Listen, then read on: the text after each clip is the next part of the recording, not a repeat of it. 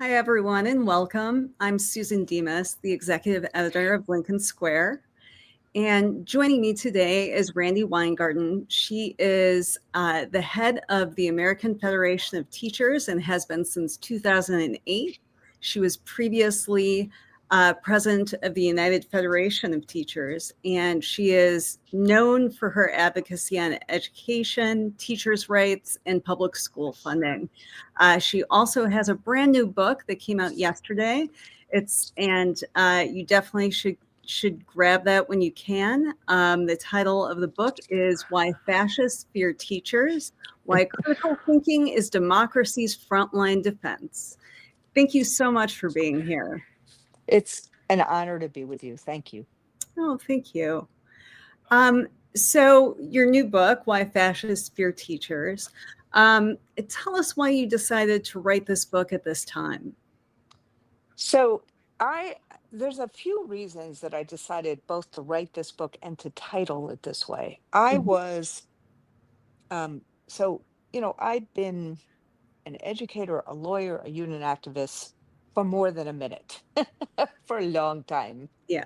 And I, and, you know, I've, I've gotten attacked a lot in my life, but the attacks on teachers, particularly post COVID, Hmm. well, in the first Trump administration and then continuing, they had a different, um, I was going to say scent about them, but there was a different level of attack.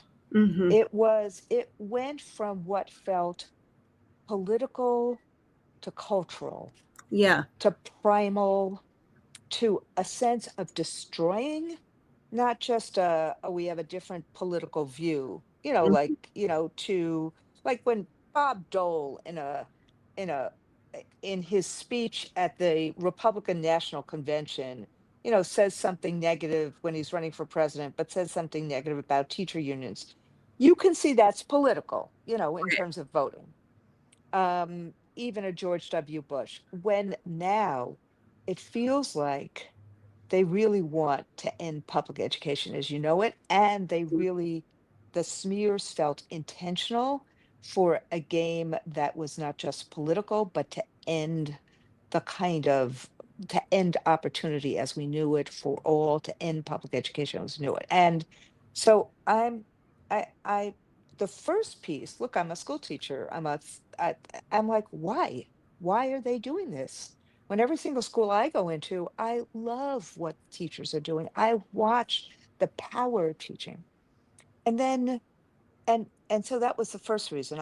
And the second reason was to lift people up. Hmm. And what I, in this exploration, and the book is very well referenced and very well footnoted, because I want it to be not just my beliefs and opinions. I really wanted to get to the facts and to reference it well.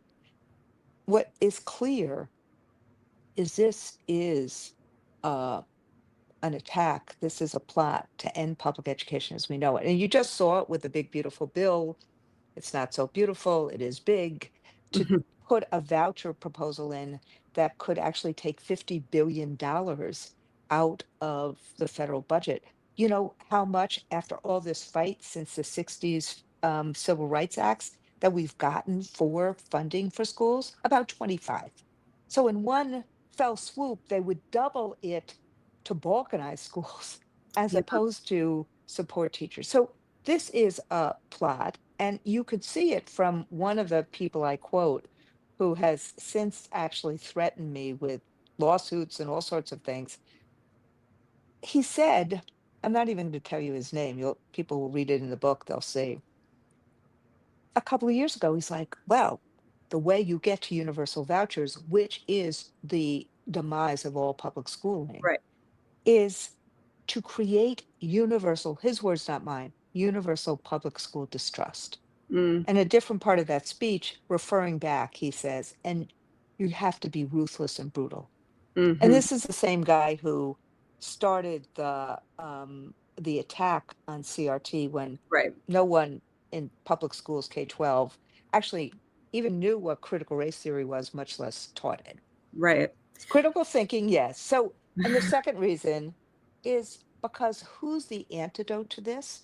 Hmm. Who is trying to help kids learn?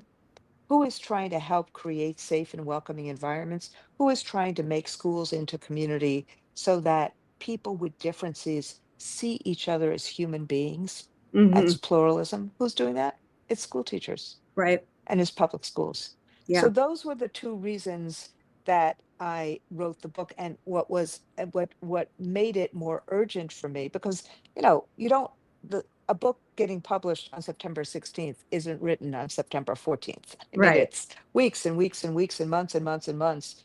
I think I put the manuscript to bed in late April, but I was very shocked, and then thought about it, but shocked by the fact that these generals that had worked for Trump. Now, remember, I label fascistic behavior. I do not label, I made the decision not to label anybody as a fascist because Hmm. I didn't want the book debate to be, am I not?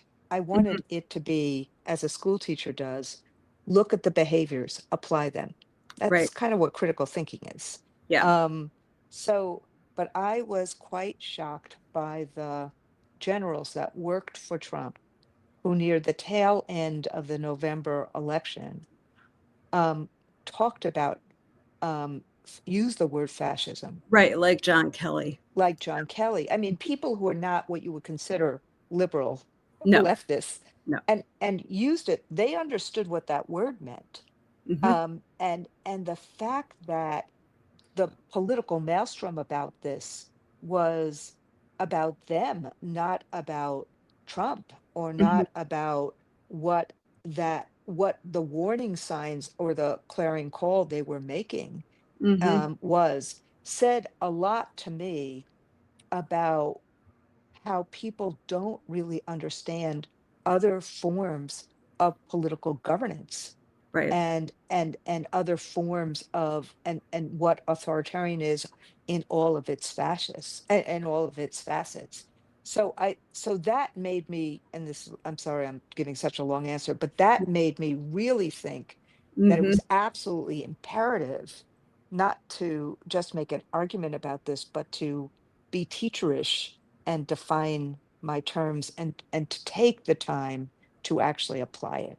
Right. I've been really struck by how personal the attacks on teachers have become. And full disclosure, my mother was a teacher. She taught junior high English, and God bless her because um, that's an extremely difficult age. And Yes. I've always had so much appreciation for teachers and what they've done for my children, what they did for me. And that seemed, when I was growing up, to be kind of a universal value, and it was not a cultural, political issue. But I have seen, especially it seems like since the pandemic, that teachers have gotten caught up in this culture war where you had, a minority of parents were very upset about masking in schools, which of course teachers have nothing to do with. They're just there to teach kids and follow, whatever the rules that are being set by the school or by the state or by the school district. But then, you start hearing this rhetoric as we started debating DEI and critical race theory and LGBTQ books in schools, where you started seeing these massive book bans across the country, which I know you've talked about and the ACLU has tracked. I mean, we're at the highest level that we've seen in years of books being torn out of schools.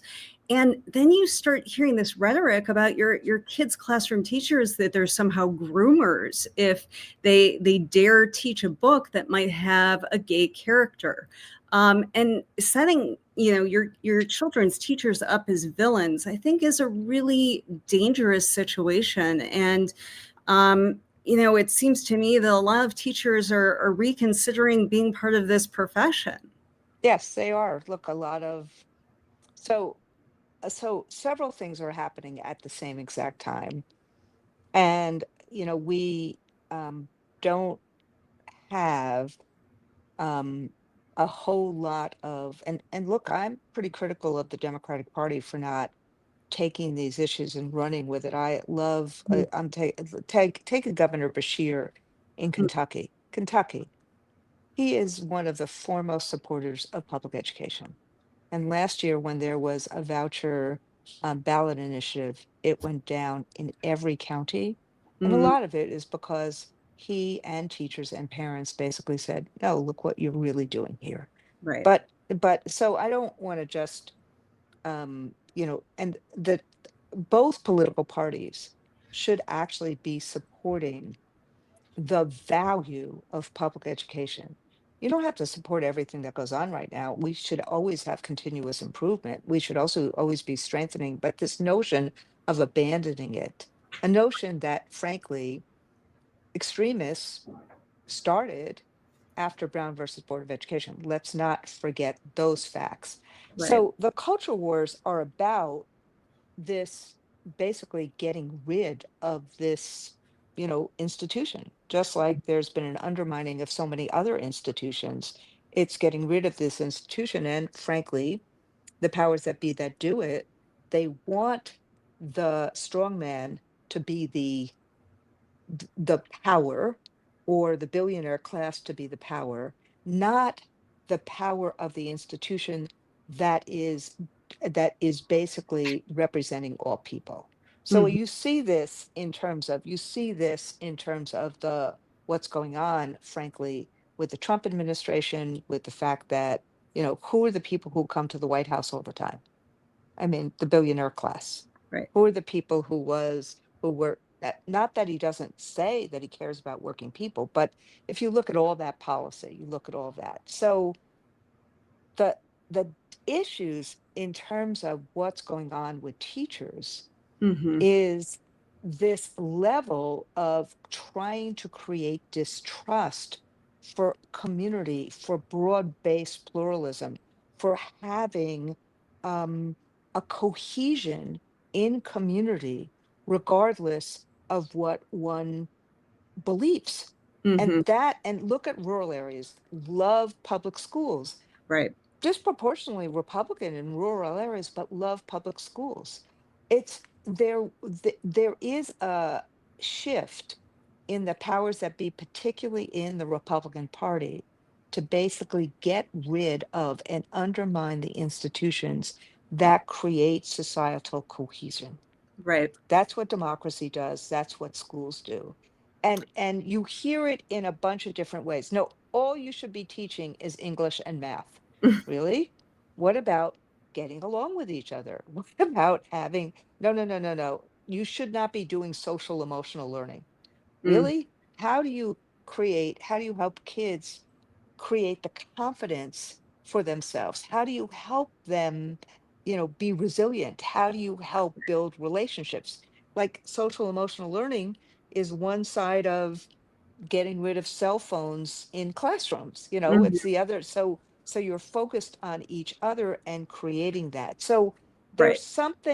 there is something about how they use the fear and anxiety to create real division and made it cultural as opposed to educational. But it Yeah. is a fear of pluralism, and it is a fear of knowledge.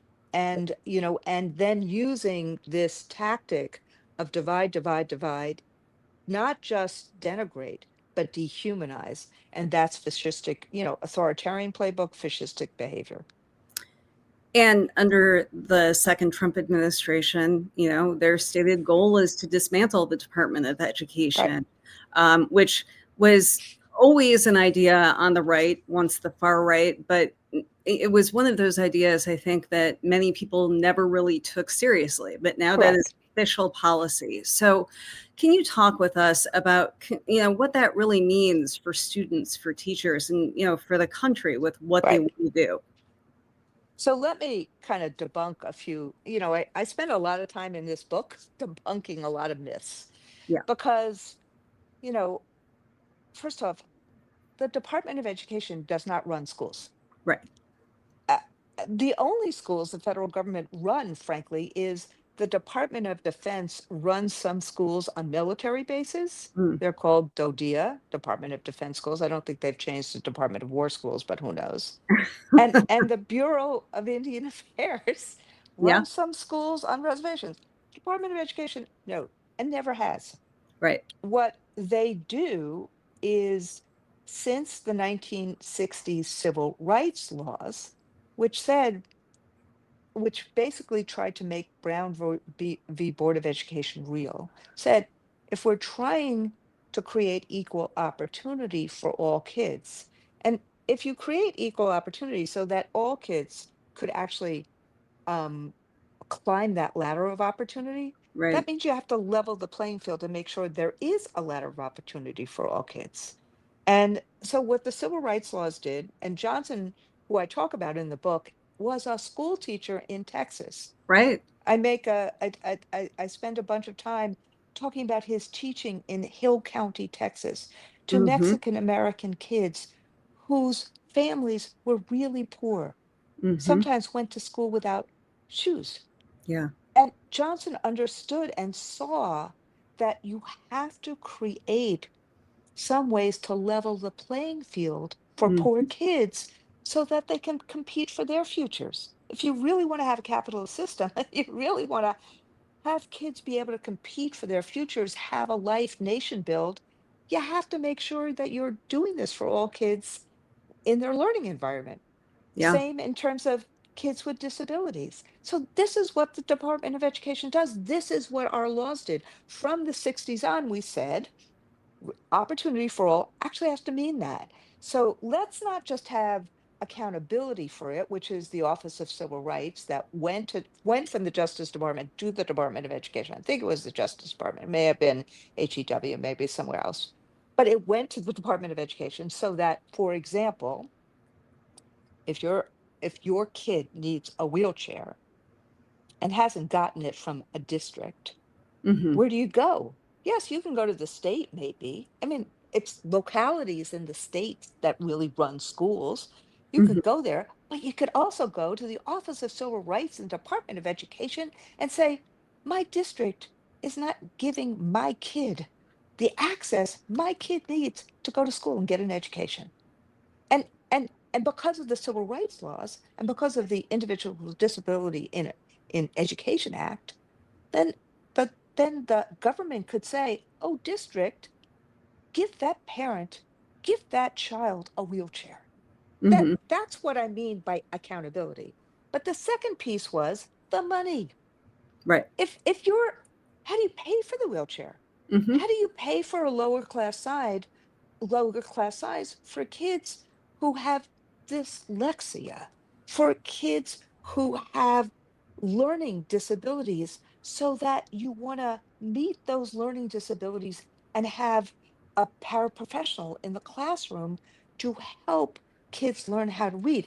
How do you pay for the meals, breakfast and lunch, without lunch shaming kids?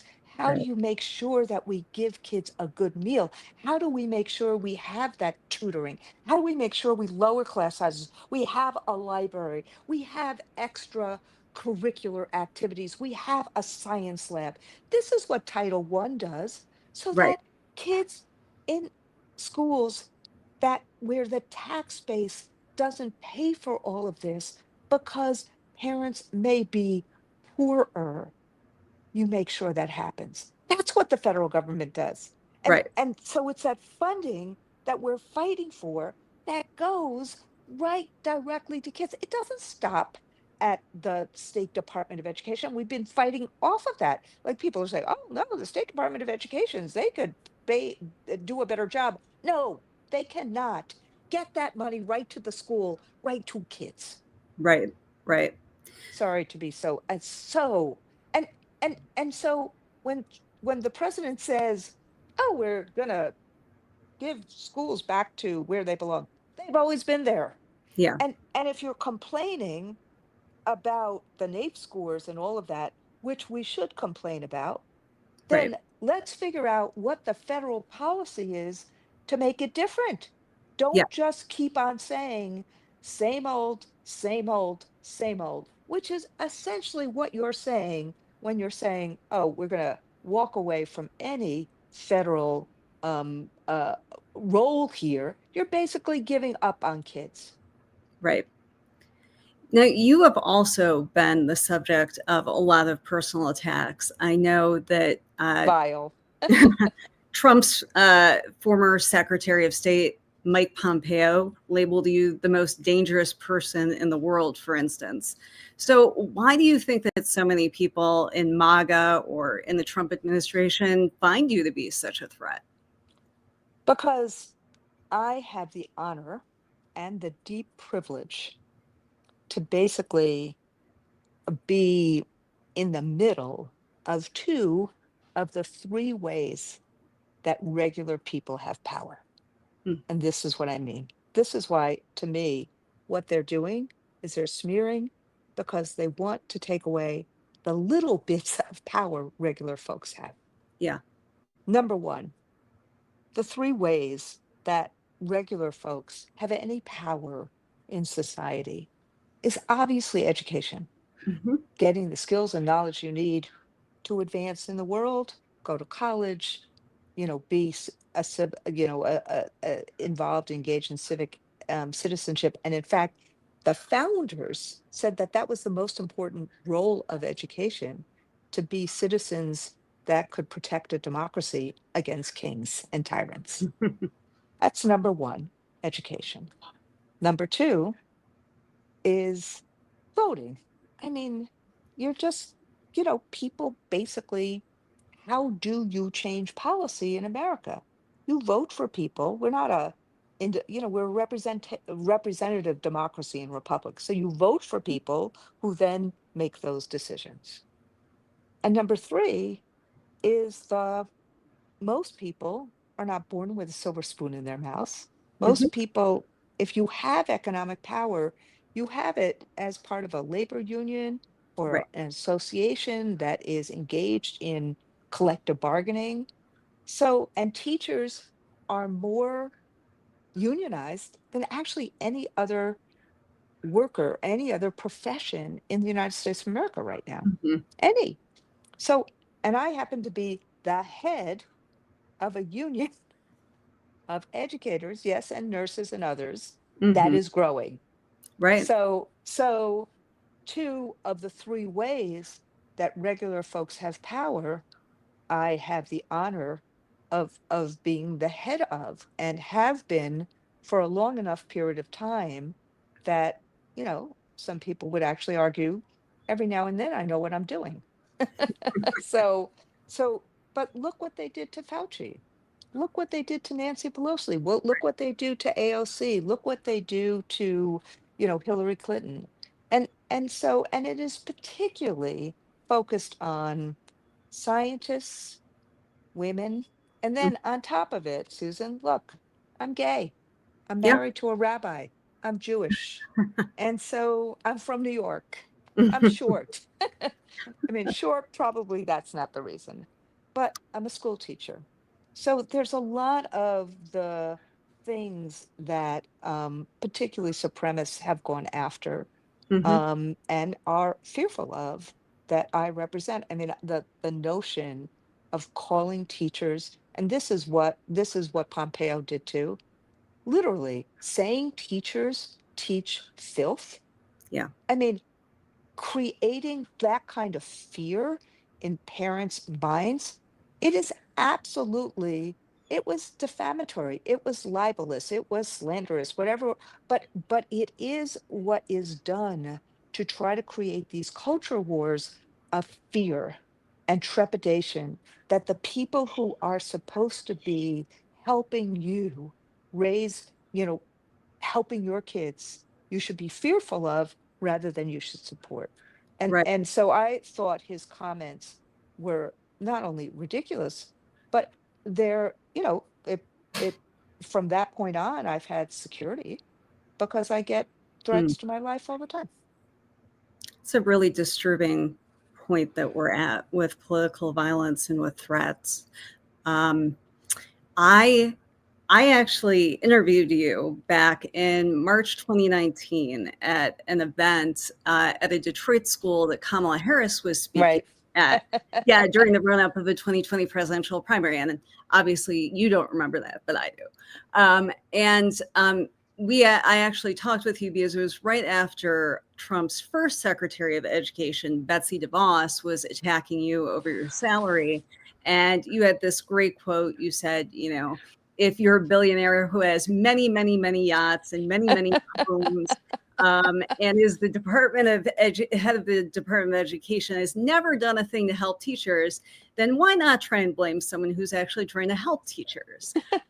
And so these attacks, I know, have been with you for many years. But I am curious how you would rate Trump's current Secretary of Education, Linda McMahon, against Betsy DeVos. Well, look, I give Betsy DeVos credit because she actually at least um, tried to visit us. I mean, she visited a school with me. Yeah. She actually called me up after, and when she actually called me up after she got the job, we actually tried to figure out if there were things that we could do. Mm, She actually visited a school with me. I said I would visit a school with her as well. It didn't work out the day she wanted it, and so she never offered it again. mm, Um, but there are things, if you really believe in pluralism or in a cohesive society, if you really believe in democracy, and you know, most the Democratic and Republican parties used to both believe in the rule of law. hmm. And remember, I give her credit that after January 6th, you know, she did actually resign. Yes. So I mean, she's tried to get back into MAGA fold since, but she Right. did Right. actually resign because that was political violence that day. I Yes. mean, that was a attempted coup that day.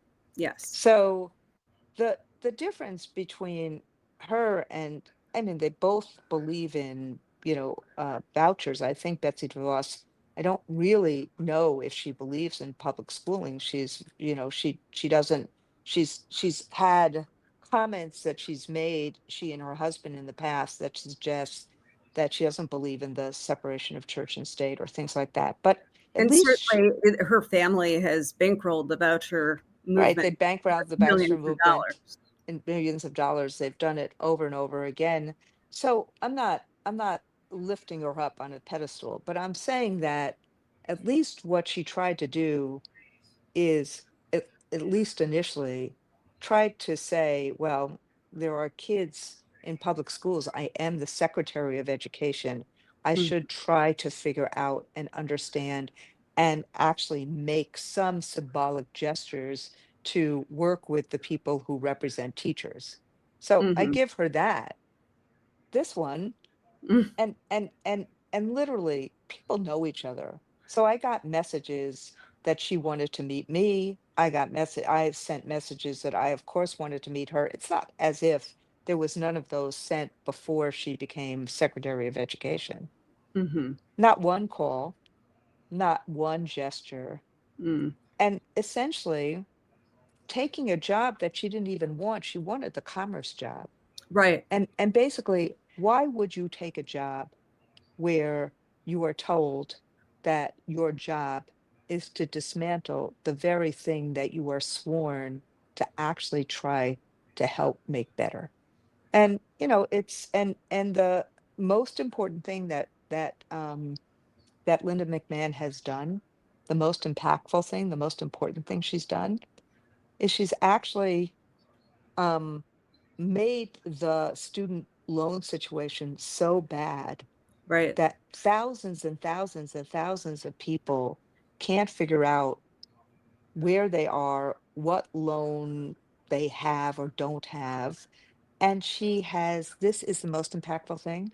She's basically proudly said that she's sending these young people to debt collection if they're not paying their loans. That's the most impactful thing that she's done. Yeah. How dare you? Yeah. Like, And spend the time. I mean, we pushed very hard for Betsy DeVos to make. I mean, it wasn't our decision to put the entire student loan portfolio in the Department of Education. That Right. was Barack Obama's decision. Right. But we have spent years trying to make sure that kids actually know, and young people and the 45 million people who have student debt, that actually Hmm. know this is your loan, this is what you pay, Hmm. and try to get more and more and more subsidies, because it's just college has become unaffordable. It So has. that's been our interest. So the first thing you do is you basically denude all the different programs that Biden put together. And Right. then the second thing, and you take it off the website, you denude all of this, and then you basically say proudly that if somebody doesn't pay their loans, you're sending them to the collection agency, young people. Right. And I know that many people were critical of former President Biden because of his student loan policies. You know, they didn't go far enough, but it seems like under President Trump that it's just been a complete 180, and you're having Complete 180. a lot of people who are just starting their lives, you know, are having their entire financial future wrecked. Correct. Correct. And so, we're in court all the time, Mm. but it's just, why would you fight? Why would you fight for vouchers? Fight to cut public school funding for kids and to hurt young people who are going to college in this way? Why? Mm. And so that's, and even the things that she says she cares about, like career tech ed. I mean, Mhm. there's no, I would say that there are very few people who have done as much as I have done in terms of my advocacy to try to do project-based learning, career tech ed, understanding that this is a very powerful pathway for all kids, not just the 40% of kids don't go to college, but Mhm. it is showing us something about teaching and learning and about how we engage kids. And Right. so Donald Trump has said he believes in all this. Mhm. Why don't you work with us who have been really championing this for the last several years? And instead, they're moving it to the Labor Department that knows nothing about education, Yeah. and they're cutting it. So here you have Howard Lutnick in Commerce talking about career tech ed and working with your hands all the time. They're cutting it. As Rachel Mm. Maddow often says, look at their actions, not their words. Right. So, like, fight for something, work Mhm. for something on behalf of kids. Let's do more of what I saw, like in New Lexington, Ohio, that we've cultivated with whole school change, where literally we've gone from a graduation rate that was, like, I think in the low 30s to a 99, 98, 95% graduation rate, because they've actually used and adopted this project-based learning workforce development pathway for virtually all the kids in the junior high school and high school. And what a shock. Kids are really engaged right now, and they really like going to school, and they're getting actually jobs that are paying more than what their teachers earn, Mm. in these pathways. Work with us. So what are going to be the long-term effects of all of these cuts that the Trump administration is making in terms of not just the Department of Education, but cuts in funding and this move towards privatizing education? How would we unwind this if we do get past the Trump administration and have a Democratic administration next? So this is actually the same question one should ask about what happened after COVID. Mm. Kids basically are kids once. They don't get to say, "Oh, you didn't fund my schools today, so maybe I'll do, 5 years old again, Mm. or 6 years old." I mean, we can't. You don't. You can't unwind the what happened in terms of society basically stopping during COVID. Mhm. and what the impact was. And I get asked this question all the time. I didn't get asked it by you, but at the end of the day, schools have to be, if God forbid there's another pandemic, schools have to be the priority. And the safety things that we need to make Mm. sure that schools are open full time, full day, that Mhm. has to be a priority. Yeah. Not bars, not other things. Right. It has to be a priority. But the same thing happens in terms of cuts.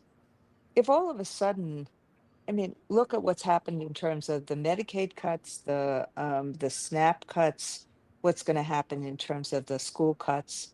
If all of a sudden, we see schools operate like we did during recessions, then it pulls back on programs Mhm. that kids need.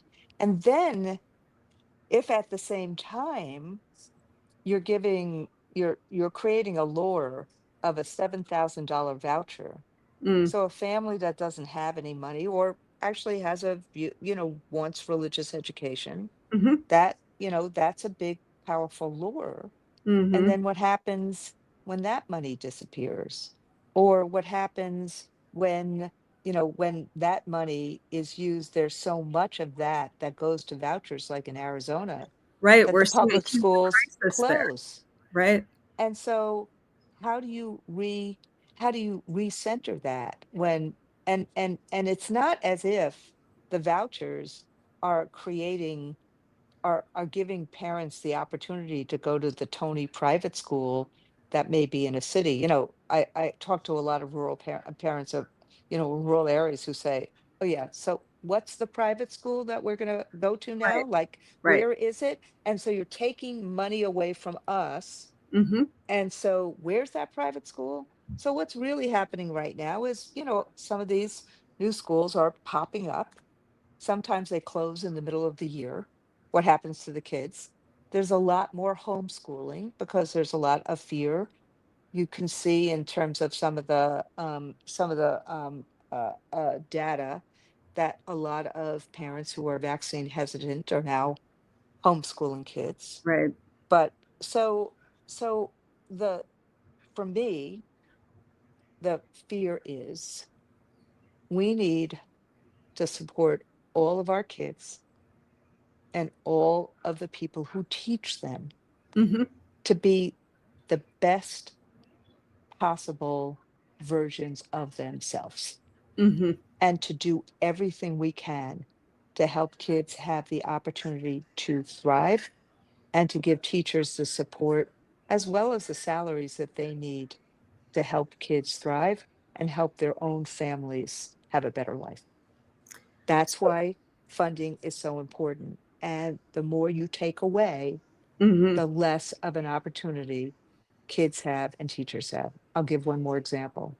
If you really believe, like I just said, that things like this career tech ed stuff is really important, okay, how do you pay for the 3D printer?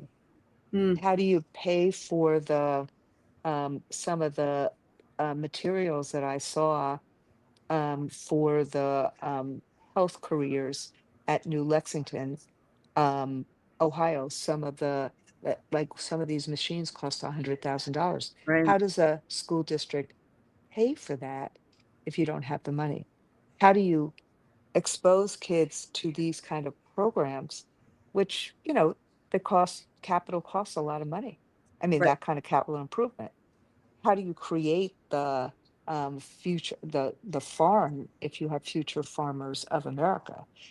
How do you do these kinds of things? These cost funding, and if you don't Mm. have the funding for it, it means you can't do the programs. Right.